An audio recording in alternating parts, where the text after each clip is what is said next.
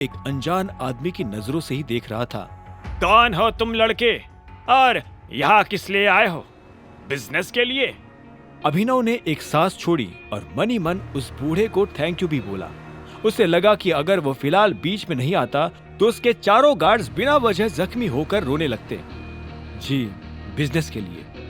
अभिनव ने मुस्कुरा कर कहा, क्या हम अंदर चलकर और बात कर सकते हैं? मुझे नहीं लगता कि किसी अच्छे ऑफर को अपॉइंटमेंट की परछाई में छिप जाना चाहिए। उस बूढ़े आदमी यानी अरबाज ने एक और बार सिगार फूंकते हुए अभिनव को देखा और फिर वो हंस पड़ा। अभिनव अरबाज से मिलने तो चला आया था, लेकिन उसके पास कोई अपॉइंटमेंट नहीं थी।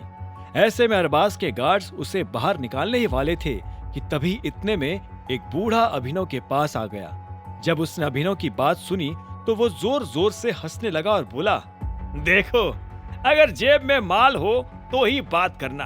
मुझे भिखारियों को अपनी थाली में से खाना खिलाने का कोई शौक नहीं है।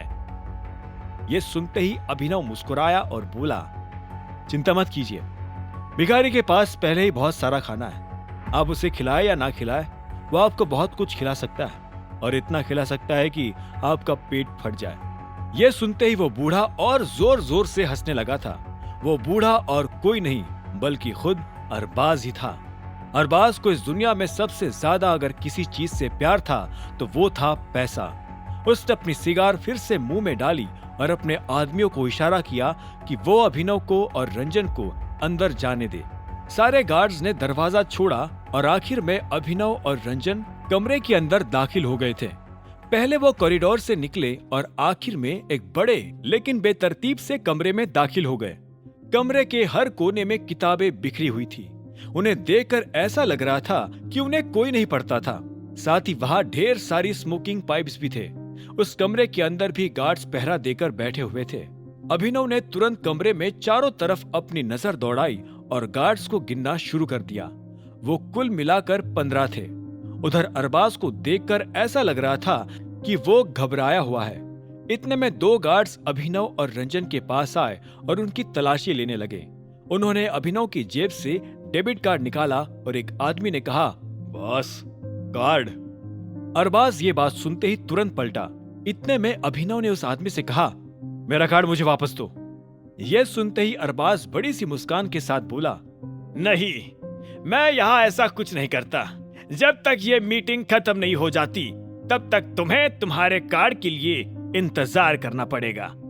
मुझे मेरा कार्ड वापस दे दो। वैसे भी मैं जो बात करने आया हूँ उसका कार्ड से कोई लेना देना नहीं है। अभिनव ने कहा।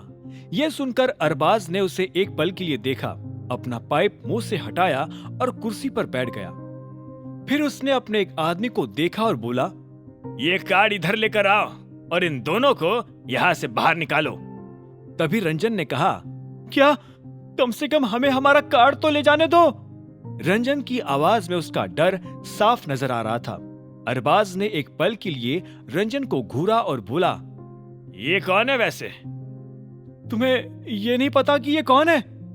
इतने में रंजन ने अभिनव की तरफ इशारा करते हुए अरबाज से कहा।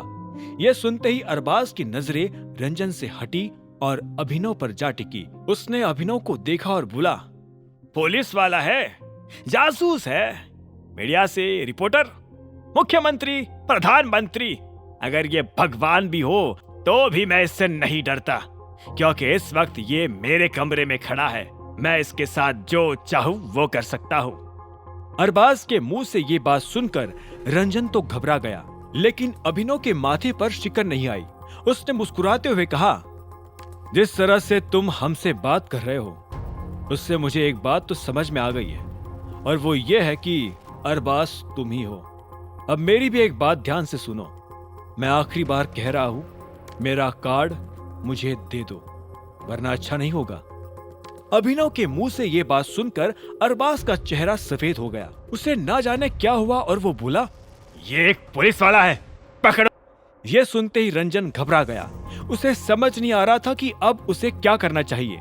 इतने में जिस लड़के के हाथ में अभिनव का कार्ड था वो थोड़ा सा पीछे हुआ और बाकी लोग अभिनव की तरफ धीरे धीरे बढ़ने लगे। आगे की कहानी जानने के लिए देखें अगला एपिसोड सिर्फ पॉकेट एफएम के यूट्यूब चैनल पर। और द रिटर्न ऑफ टाइगर के सारे एपिसोड्स को सुनने के लिए डिस्क्रिप्शन में दी लिंक से डाउनलोड करें पॉकेट FM ऐप।